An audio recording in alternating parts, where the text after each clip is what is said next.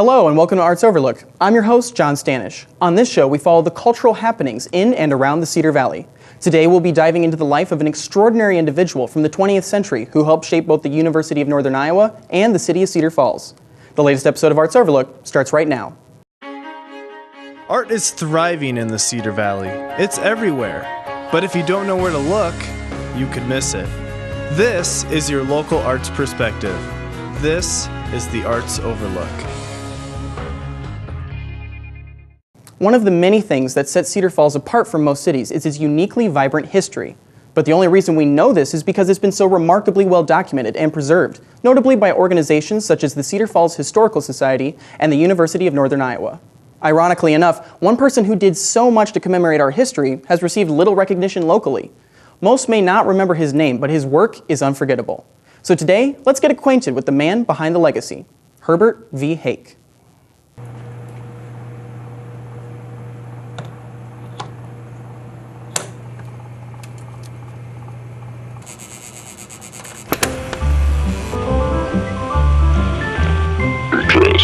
Public Service and the University of Northern Iowa bring you this recorded educational presentation. Now, here is your announcer, Herbert V. Hake. Well, I was born in August the 10th, 1903, in a little town called Hoyleton, Illinois. And then about 6 months after I was born, my father was hired in the neighboring town of Nashville, Illinois, to be the superintendent of a brickyard. So, grew up in Illinois, small rural community, nothing really big. It wasn't like he was downtown Chicago. Just kind of a small-town kid. And I grew up visiting the brickyard and being enthralled by all that machinery out there. And my father, of course, was able to do many, many things with putting that brickyard together, since he had a great knowledge of machinery in general. He was a mechanic, a carpenter, and he did sign painting and liked to draw. So I just imitated him, and he praised my work extravagantly. And there's nothing like praise to develop talent. So from an early age, Herb was inspired to do art. His father encouraged it. He promoted it with his kids. So that was kind of his childhood growing up doing this. Herb quietly kept up drawing as a hobby, often sketching little caricatures of his friends and teachers. But it wasn't until high school that his art would be thrust into the spotlight. Nashville High held an annual school talent show, requiring mandatory participation from every student. Shy by nature, young Herb turned to his father for advice.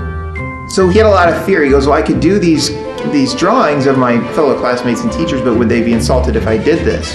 And his dad said, well, do it. Let's see what it becomes. So he got up on stage and did this whole talent show program of his classmates, which, as you can imagine, could have gone either way. But actually, it was a huge success. He gets down and he asks his dad, what'd you think? And his dad goes, too much chalk, not enough talk. Thus, Chalk Talks is born. I feel that my boyhood influence was very helpful to me in my later life, and I think if I've acquired any skill at all, it's because I imitated my dad. He started doing this for fun, for activities in the college realm, and started to kind of perfect his craft as he went through college. Herb studied at Central Wesleyan College in Missouri for a bachelor's degree in education. Now more comfortable in front of an audience, he became involved in theater. As a boy in high school, I had a job for $5 a week cranking the projection machine in the local movie theater, and that got me interested in theater. So when I got to college, I became active in dramatics. And then the people at Central Wesleyan College said, if you will take a summer of graduate work at Northwestern University in theater, we'll hire you here at this church school as director of dramatics. And so I jumped at that. In 1929, the newly minted Professor Hake met first-year athletics instructor Monabel McKinley, and the two were married shortly thereafter on June 4, 1930, in Fayette, Illinois. Herb continued teaching at Central Wesleyan for a couple more years, until the college fell victim to the Depression. In 1933, he acquired his master's in scenic design from the University of Iowa. To make ends meet while teaching, Herb turned to Chalk Talks as another source of income. In the early 20th century, these were a popular form of vaudeville entertainment, in which performers such as Winsor McKay would draw lightning-fast sketches while telling jokes or delivering a monologue, often altering the picture as the story progressed. He started doing this for venues in different towns, different communities, and would charge, so it was kind of a fun community activity. I'd give people that had a budget a half-hour program for $25. My feeling was that since I was giving entertainment and was providing some kind of diversion for a group that had a treasury, I might as well be paid for it. He taught in Port Arthur, Texas until 1936, then filled a temporary vacancy as Director of Dramatics at University of Missouri for 2 years, before arriving in Cedar Falls at the Iowa State Teachers College, now known as the University of Northern Iowa. Herb came to Cedar Falls in 1938 and he was following a job. He was going to work for the theater department here on campus.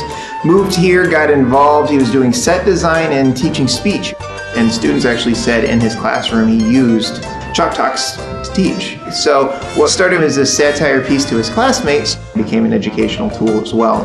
And then we have some of his books, wonderful design artist, wonderful idea of speech, doing all that. I worked as a technical director under Hazel Strayer for 4 years.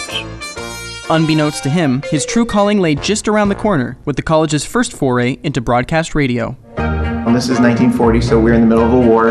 Drastic fall in attendance numbers. So didn't have the student population maintain the faculty that we had before that. And then one day, the head of my department said to me, Herb, there's a chance that the Iowa State Teachers College may have radio. Do you know anything about radio? And I said, oh yeah, I've done all kinds of work in radio. I didn't tell him the only thing I'd ever done on radio was to play the banjo. And he ended up taking that radio position for obvious reasons, knowing absolutely nothing about it. So they decided to put me in charge of radio up here at the Iowa State Teachers College, mainly the programming part. So they got used equipment. The students that actually remember working with this equipment remember it was a fight to maintain it. And even for when he started, it was old and outdated. And he didn't have the foggiest how to actually even turn one on and do all the broadcasting stuff. As a matter of producing the shows, I managed to get along by holding an instruction book in one hand and working the knobs with the other, becoming the first announcer out here at the college. Yeah, but he ended up becoming one of the experts in his field doing this with minimal training. So he made it work. Despite meager beginnings, Herb proved equal to the challenge, delighting listeners with a variety of programs. When he started the program, it was a lot of kind of local things that he would talk about. Anything that was relevant that he thought people would really like to hear. It was really kind of a student-involved heavy thing. And if you knew Hake, Hake's love was classical music. So he would broadcast music hours. If you were at Lang Hall and you're doing a concert, he'd broadcast these concerts. He would bring in speakers. Everyone remembers this great big round velvet table that he had in his studio that you would sit at and talk. And of course, the open velvet, because your mics were sitting there, you didn't want the vibrations. He didn't set the speakers. These people coming in were set by other departments, and he would just manage to catch them and get them here to talk to them. One that we feature here is the guy who did a concert on the Campanile. He was from Europe and he played pianos and talked about the differences. The bell style is not comparable to piano style. We have to adapt the music to fit the characteristics of the idiom. So in effect, it means that you have to transcribe any of the music that you play before you sit down and play it. That's right. The greater part of our work is what the public does not see. It's perhaps 4 to 6 hours for 1 minute's playing. So the concert of 2 hours you gave today in 2 installments represents quite a bit of time in the matter of transcribing, doesn't it? That's right, many months. And if he didn't have someone that week that was there, he'd bring in a faculty member. One is an auto harp concert that they did that's showing how she's using music to educate kids with disabilities. There are children who need special attention, and perhaps music is one way of resolving the problems which they face? Yes, these children have enough inhibitions and they have enough pressures on them. What we want to get across is that the special education teacher can teach music, and through the music you can relieve the inhibitions and the pressures. And the auto harp is basic and happens to be an instrument that they can usually find in a normal classroom. So we did interviews like that. He would do special reports with students. He did one with Bob Beach in the double-decker bus out of the bookstore. Actually did it from the bus. Mr. Beach and I are riding on the top deck of a 2-story red bus. For a number of years, I've had this idea in mind of providing a service to the students of University of Northern Iowa from their dormitories to the College Hill shopping area. Where'd you get this bus, Bob? Well, Herb, this bus came direct from London via a Russian freighter called the Bosanka. And a driver and I went in to pick this bus up and drove it back to Cedar Falls, a 13-hour trip from Chicago. What happened when the highway patrol saw this monster tooling down the highway? Well, they mentioned that never seen anything like this before. There's a big bump, Herb. Yeah, that was quite a jolt there. You get a feeling of adventure a little more when you're tossed around. I don't suppose there's any danger that this thing will fall over. I don't believe so, Herb. They're pretty stable. I'm sure they are. So he did a little bit of everything across the board that you could ever think of. The radio station's broadcast traveled far beyond Cedar Falls, some even reaching Canada, the East Coast, and Texas, thanks to partnerships with other radio stations. Hake was an early innovator in doing partnerships. So before we had our station here on campus, he actually partnered with KXEL out of Waterloo, and that was how our radio station got launched. Keep in mind, the early broadcasts weren't full 24-hour broadcasts. They were shorter ones, so you only could listen for a while. And he expanded that until the point he got a full FM station on campus. And as he progressed, he bought new equipment, bigger transmitters, to the point when he retired in '72, over $500,000 worth of new equipment. And that's in 1972, monetary value is expensive equipment. So all in all, it was a really good idea and really was a success for him. From novice to expert, Herb had forever left his mark on radio in the Midwest. But his greatest success lay ahead in the next big wave of broadcasting technology. I'm at home today. We're in Cedar Falls. I've lived in Cedar Falls for over 25 years now, and this is my home. I don't mean to say this is my home. This is a building on the campus of the State College of Iowa. I live somewhere else.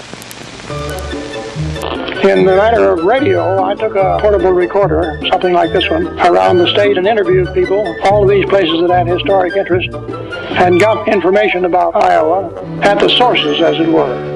And in 1952, when WOI-TV invited me to do a television series on Iowa history, I went around to these places again and took pictures, which were used in connection with the TV program. And these radio and TV programs that I did were kind of like field trips to historic places in Iowa. Well, you know what this building is, don't you? I'm sure you've seen it many times. This is the State House in Des Moines. The early ones were actually filmed in Ames, so he would plan everything here, he would get everything ready, he would load his station wagon up, drive down to Iowa State, film at Iowa State, and then broadcast it out. So this was a production to make this work, and it took quite a few people, and the students that were involved, they were doing everything from the research to maintaining machines, and so they filled every part of this process. Herb transitioned easily to TV, expanding his radio programs into the realm of picture. Where he had succeeded in radio, he excelled in television. The radio was still there, they still maintained it for what we do today, and he was the director for both. His actual formal title was director for radio and television, but television really kind of took over what Hake was doing. Chalk Talks translated especially well to television and became a staple of the series. He'd start with one subject, then transform the drawing with a few deft strokes, flipping the sketch upside down at the end to reveal the final image. So really, that was an expansion of what he was doing in the past, and it just kept growing and growing and growing, which he wanted to do. This is what he liked. But the Landmarks was definitely in TV when he really started taking off with that, and it was kind of his big claim for fame across the state. School children knew this programming, and they really connected to it. Well, the interesting thing is that people will come up to me even today and say, didn't you do an Iowa history program at one time? Now, this is people who are married now and have children of their own. They remember seeing me when they were in the 6th grade, when they were part of my captive audience. And some of them actually told me that they persuaded their parents to take them to see the old shop tower and places like that. Statewide, he was known by many, many people. He would loan the tapes out to any station that would request them, which was many, and he'd do that for free, and then they could broadcast this out. This was an educational outreach piece. And by doing that, he was able to spread that network out a lot. They actually did pull numbers on his impact across the state, and they figured it about 63,000 people every week tuned into his show to watch. This was in a time when TVs were limited, and you're still pulling in that kind of a number. He was successful. And I stayed on that job from July the 14th, 1942, which was our first broadcast, until June the 30th, 1972, a period of almost exactly 30 years. Upon retirement, the call letters of UNI's classical radio station were changed to KHKE in his honor, and he was inducted into the Iowa Broadcasters Association Hall of Fame in 1976. But his work didn't end there. Far from it. It'd take more than retirement to slow Herb down. Up through 1977, he regularly co-hosted Behind the Headlines with Don Howard on the UNI radio station. So he would prepare his part of the script, he'd select the headlines, and I would put in references to Josh Billings and quotations from Mark Twain, anything to make the thing a little more lively. And we kept that up for 18 years. We just ended the series in May of 1977. He also continued to provide Chalk Talk presentations for the rest of his life, but less frequently due to his voice deteriorating. I had a heart attack in 1969, and since that time my vocal cords have not been working properly. But now and then I go out and do it if my voice seems as though it will hold up long enough. In contrast, his historical interests kept him busy, working as a state curator and at the Cedar Falls Historical Society. Hake was always involved with the Historical Society. He had a love of history. He worked with the state, he worked with the local. His big thing was telling local stories. My interest in Iowa history didn't actually get into any kind of substantial form until I did a series of radio programs back in 1946, the centennial of Iowa statehood. And since that time, I was active in producing some kind of an Iowa history program, either on radio, television, or both, until my retirement. So I've just been a kind of an Iowa history buff. After he retired from UNI in 1972, he actually went around the community and recorded local residents. The Historical Society now has, when I left, I think there were some 400 tapes of early people in Cedar Falls, people who were of his time or older, gathering their history up before it was really lost. And those are really precious things which other communities really don't have the chance to do. So without somebody doing that, those stories would just be lost, way lost. Well, before that, really, I was a charter member, and I was president for 2 years. So I've been a part of the Historical Society, but I don't think it's accurate to say that I had any special influence on it. I was just among those present. He's probably not giving himself enough credit, to be honest. He was kind of the spur behind it. He was very influential in the beginning of the founding of the Cedar Falls Historical Society and taking a good deal of putting it together in those early years. I was on the board for a number of years of the society, and during those years, the years when I knew Herb Hake and his wife, Mona Bell, was very active in that. She took care of the clothing that we had at the Historical Society and would dress the mannequins. Herb took on a multitude of side projects, such as providing designs for the Women's Club community quilt, which currently hangs in the Historical Society Victorian Carriage House. One of my friends said, I remember sitting around the table with him talking about what he would choose and what would go in there. So they sent them out to organizations and said, would you embroider this? And we'll put it on this gigantic quilt. Then he cataloged the most historic homes in Cedar Falls, designing a series of physical plaques that are still found around town today. He made little plaques about this big, and it said a historical home on it. And they put them on the older homes in Cedar Falls that we thought at the Historical Society it was a historical home. And you will still find them on houses. So that's one of the other things he got done. Herb was an accomplished writer and illustrator, having worked on numerous songbooks, manuals, and history books. He began work on one of his more beloved books, 101 Stories of Cedar Falls, immediately after his retirement, with a series of illustrated newspaper articles in the Cedar Falls Record. I think it was about in 1972 that Larry Lowry, who was then the editor of the Cedar Falls Record, he said, why don't you do a series of articles on Cedar Falls history, do a cartoon with each one, and we'll run those once a week. One of them that's always fun is when we were trying to have the county seat here. And our neighbors in Waterloo decided that they wanted the county seat. And so the story is that some of the men from over there came over to get the records and take them back to Waterloo physically. So seemingly people in Cedar Falls threw ancient hen's eggs at him, which of course are spoiled eggs. So he tells those stories. Somebody had told him the story and he made it into a picture this big and the information that's big below it, and people loved him, just loved him. Well, seemingly he was promised that they also would be put into a booklet form. Larry Lowry said, our bicentennial is coming up. In 1976, we'll announce that these are going to be combined in the book form. and people in Cedar Falls can buy it in time for the bicentennial. But he left Cedar Falls, and the new management didn't see eye to eye with that promise made by Larry Lowry. They may have felt that this would have been a good idea too, but the cost of printing had gone up considerably, and by the time they took over the reins, perhaps they couldn't afford to do it. So I'm not saying this is any indictment of the present management of the record. But I was deeply disappointed that the promised plan to assemble them in book form was not implemented.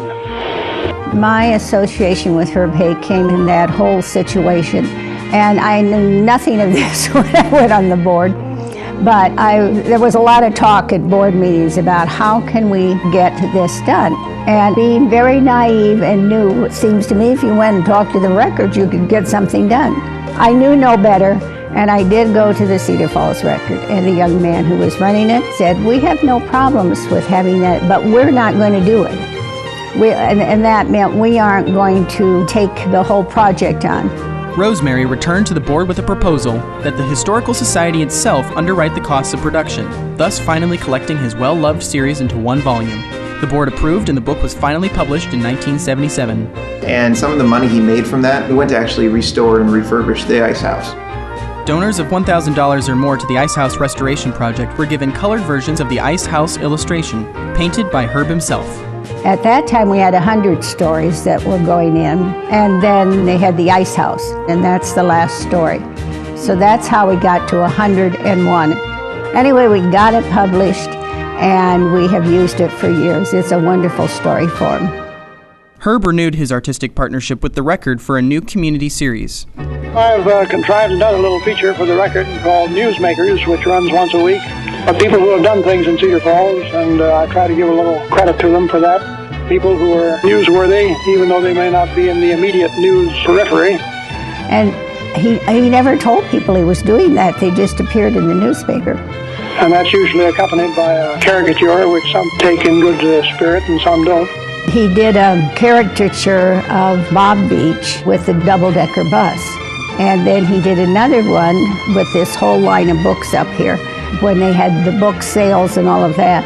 And he did one of me during the Sturgis Falls celebration. I had no clue that he was doing that. But I enjoy that. It gives me something to do. I think that's one of the main things about retirement, not to just draw into your shell and retire from the world. He was a community guy. I mean, I think he actually may have loved that more than he loved what he was doing here sometimes. You know, it's really quite remarkable. He did all those extra things that just, truthfully, you have to think he just plain enjoyed it. Shortly before his death, Hake received an honorary degree of Doctor of Humane Letters from UNI in 1979. Battling cancer, Herb said that he was glad he could hold the flowers while he could still smell them. He passed away on March 10, 1980, survived by Mona Bell, his two daughters, Patricia and Priscilla, and an immeasurable legacy left in Cedar Falls. Friend and colleague Leland Sage said of him, "Even the most richly endowed of us could only wish that he or she could be half as good at anything as Herb seemed to be at half a dozen things."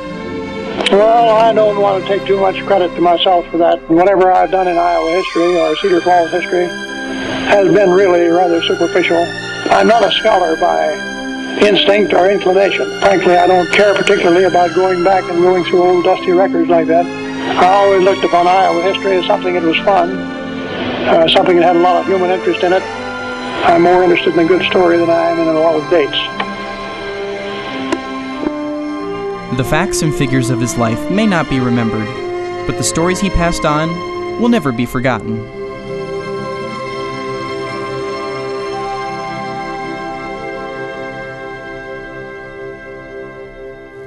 Thanks so much to the UNI Museum and Rod Library for providing invaluable materials for this piece. If you'd like to see more of Herb's work for yourself, visit the UNI Museum's exhibit located on the bottom floor of the Rod Library at the UNI campus.